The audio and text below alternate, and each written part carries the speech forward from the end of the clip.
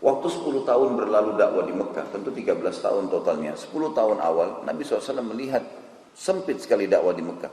Dari 10 tahun dakwah cuma 70 orang yang masuk Islam. Diisolasi luar biasa. Orang Islam tidak boleh menyebarkan agamanya kalau didapat digebukin. Kalau dia pun misalnya orang lain bertanya dari luar, seperti Abi Dzar radhiyallahu anhu Al-Ghifari dari suku Ghifar, waktu masuk ke Mekah mau bertemu Nabi SAW, tidak ada informasi, ditutup luar biasa. Sampai Abi Dzar mengatakan, saya tinggal beberapa hari cuma minum air Zam-Zam, kemudian sampai mungkin 6 atau 7 hari baru bertemu dengan Nabi SAW. Saking sulitnya. Keluar dari Mekah nggak boleh, masuk orang dari Mekah juga nggak bisa, diisolasi luar biasa. Nabi SAW di waktu gelap sebelum subuh sudah keluar dari kota Mekah, ingin mencari lokasi dakwah baru.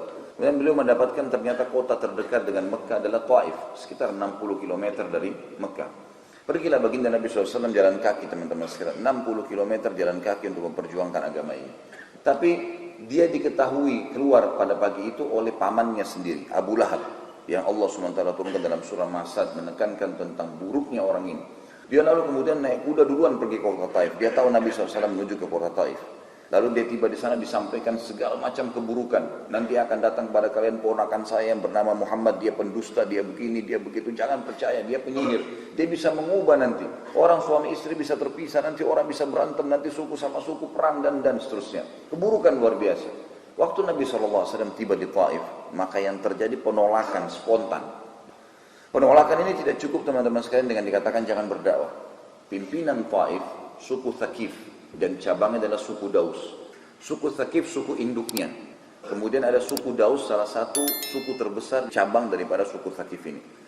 Kepala-kepala sukunya mengatakan kepada pengikutnya, semuanya disuruh oleh kepala sukunya untuk melempari Nabi SAW. Rajam, ribuan orang. Dan metode pelemparannya bukan ke badan beliau SAW, ke kakinya. Setiap Nabi SAW angkat kaki kanan dilempar dengan batu, ribuan batu, berdarah-darah. Kemudian turun lagi kaki Nabi SAW dengan kesakitan, yang diangkat kiri karena nggak bisa. Orang melangkah pasti akan mengangkat kaki. Yang diangkat kiri dilempar lagi dengan batu sampai berdarah-darah, begitu terus. Sampai Nabi SAW kesulitan untuk jalan karena penuh dengan darah, penuh dengan batu. Kiri kanan jalan semuanya, sampai di pintu gerbang kota Taif. Tapi baginda Nabi SAW kalau berhenti maka bahaya. Karena kalau berhenti bisa mati terrajam. Lalu kemudian beliau pun tetap jalan sampai di pintu gerbang kota Taif.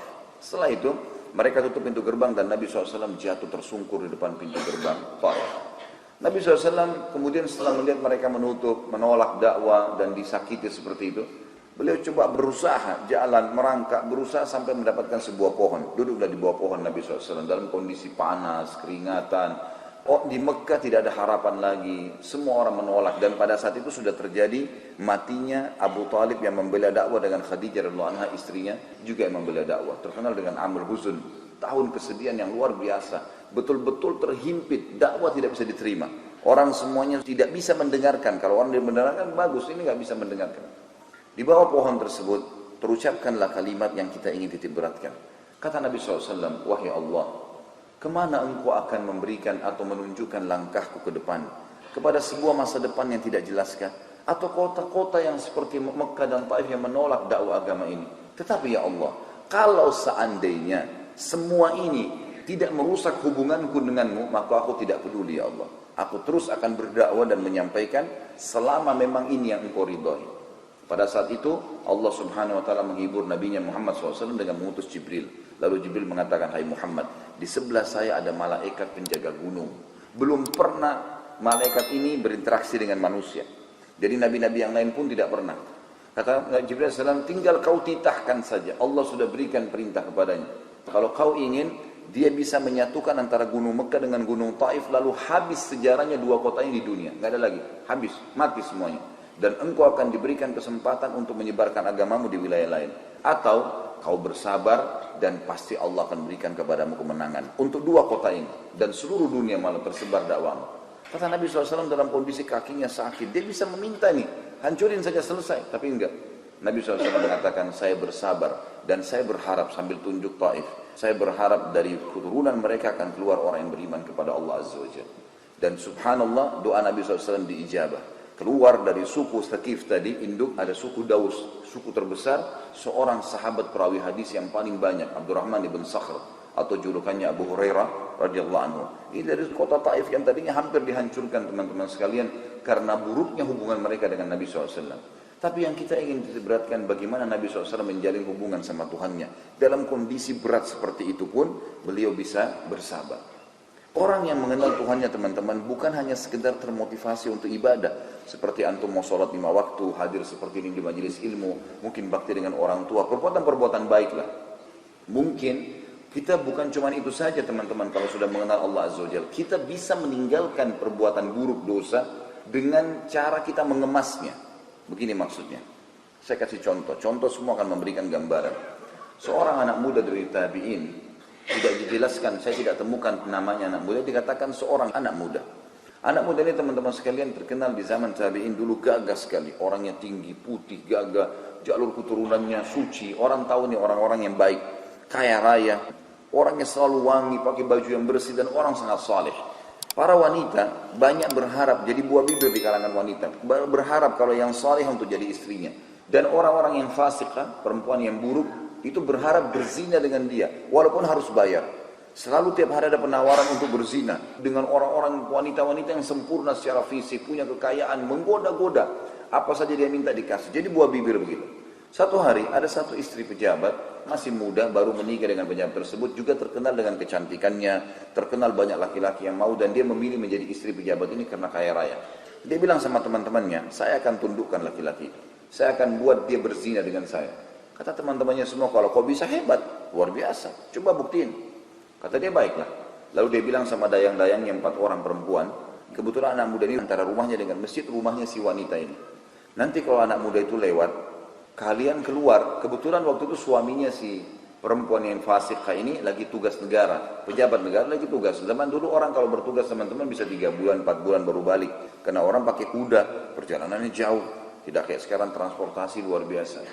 Ringkas cerita teman-teman sekalian, waktu suaminya pergi dia gunakan kesempatan itu, selama 3 bulan itu. Dia bilang sama dayang-dayangnya, kalau anak muda itu lewat depan rumah, kalian keluar, nangis-nangislah, buatlah sebuah rekayasa cerita, bahwasanya di dalam ada Tuhan kami sedang sakarat dan membutuhkan laki-laki, bawa ke tabib, suaminya lagi safar. Nah, suaminya masyhur, seorang pejabat. Tolonglah dia. Dilakukanlah rekayasa tersebut. Besok pagi ternyata waktu orang ini mau pergi ke masjid, menjelang waktu duhur, lalu kemudian dilakukanlah rekayasa tadi. Tolonglah, keluarlah 4 orang ini nangis-nangis, Tuhan kami lagi sakarat, suaminya lagi safar, tolonglah. Sampainya tidak ada laki-laki lain, tolong bantu kamu sekarang yang di depan rumah. Dengan niat lillahi ta'ala dia masuk ke dalam. Begitu masuk ke dalam rumah teman-teman sekalian, dayang-dayang ini mengunci pintu lalu mengatakan, kamu tidak bisa keluar kecuali sudah berzina dengan kami. Dan kalau kau keluar kami akan teriak sehingga masyarakat menganggap betul kau datang untuk memerkosa kami dan kau akan rusak namamu, kamu akan begini, kamu akan begitu dan seterusnya. Bahkan kau akan dikeroyokin sampai kamu mati. Keluarlah si tuan rumah ini dengan fitnahnya, dengan kecantikannya, dengan wanginya, dengan pakaian yang menggoda laki-laki, dengan suasana yang sudah dibuat sedemikian rupa. Sebelumnya, si tuan ini sempat bilang sama dayang-dayangnya, kalau kalian mendukung saya, setelah laki-laki itu zina dengan saya akan berikan kesempatan kalian berzina dengannya. Karena ini orang yang diidolakan sekali. Maka yang terjadi teman-teman sekalian, laki-laki ini dengan kokoh mengatakan, bertakwalah dengan Allah, tidak boleh. Nasihatin, perempuan ini sudah masuk syaitan di kepalanya, tidak bisa. Saya akan berzina dengan kamu. Dan kalau kau berzina dengan saya, apa saja kau minta saya kasih. Harta apa pun, mau minta emas, minta apa saja saya berikan semua. Pokoknya berzina dengan saya. Subhanallah, laki-laki ini menjalin hubungannya dengan Sang Pencipta. Dia mengatakan, ya Allah, selama ini aku selalu menjaga kesucian kehormatanku. Aku tidak ingin sampai tercoreng melakukan satu kemaksiatan kepadamu sehingga akhirnya rusak hubunganku denganmu. Sekarang perempuan-perempuan ini menjebakku ya Allah. Dan kalau aku melakukannya berarti aku berkhianat terhadapmu. Maka selamatkanlah aku dari mereka. Yang terjadi teman-teman sekalian, Allah Azza wa Jalla punya cara. Allah SWT punya cara untuk menyelamatkan hambanya. Maka tiba-tiba anak muda ini mules perutnya. Memang begitu kisahnya. Mules perutnya lalu dia bilang, saya mau buang air besar.